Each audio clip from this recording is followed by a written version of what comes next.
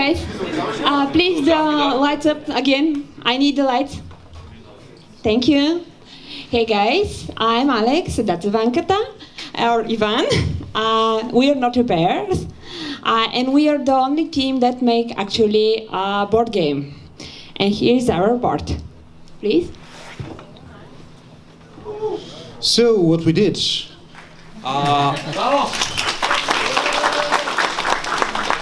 we're a bit of a budget team, so we decided to make a board game.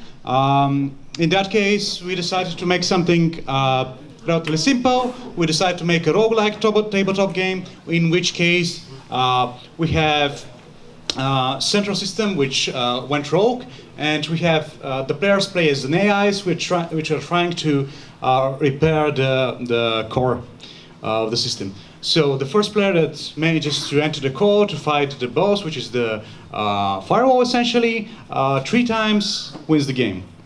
The interesting thing is that essentially players can decide either to cooperate or fight against each other. And the roguelike element is that essentially you have a decision whenever you win combats, you make a decision what bonus to take, and you can decide to take a smaller permanent bonus or a weaker bonus, which is or a stronger bonus, which is for the specific run. So essentially, you send a repair bot, and that repair bot dies, but you keep the permanent bonuses, but not the temporary ones. And aside from the part that you're trying to repair the main system, the other thing crucial here is that the report bots cannot repair themselves. So they are destined to die, essentially, which is always a nice thing. What we did show here is the board. It looks like a landmine a bit, but essentially the idea is that you have 3 sectors here, and on each sector you have cards. You start from the outer ends and you get to the core, and each step, essentially each sector becomes harder and harder to win. The defense bots that you're fighting are getting harder, but at the same time the rewards gets nicer.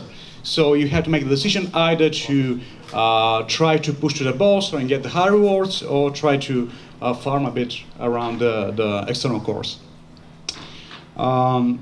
Like I said, when a repair bot dies, then just the core upgrades remain, not the temporal ones, the unit upgrades. When it comes to combat, it's fairly simple. We have 3 stats which work exactly as you imagine they work, which can be introduced through dials. And the combat is in 3 rounds. Essentially, each party fights the other party, strikes at the same time, and if you die, you die. But also, if you fail to kill the enemy at the 3rd round, you also die, because the alarm goes off and you go back and you need to send another bot. The thing is that you don't have any dry throwing and RNG related to it. We also did some concept arts for the enemies here. In terms of rewards, like I said, there are stronger rewards, which are the temporary ones, which are just the unit upgrades, and then there are the core upgrades, which are the more permanent but lesser. So the interesting part is making the decision of how do you want to proceed. There is also a concept here, which is that rewards are color coded. So there are cards, for example, that boost specific cars and tiers. Here's an example of some concept cards that we did, and then something that's actually looks more like prototype. Although this are not actually printed. Oh, we did actually print a few of them. Yeah. Do you want to continue? Okay. Also, when you start the game, so your bot dies, or you start a game, you can decide from 4 archetypes of bots. They have each different strengths and weaknesses, and you can essentially change with each new run. So we did some prototyping. Yesterday. We did some games. It was actually fun.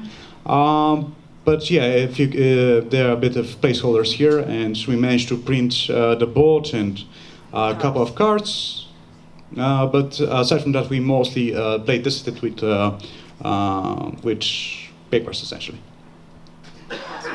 Yeah. So. For me as a designer, the most challenging thing was how to put his ideas to something physical and actually calculating and make the board as real thing. It was really fun to do, and actually the board that we bring right now is fresh from the printing house. We will really enjoy if we spend time with you someday and you try the game with us. Thank you very much.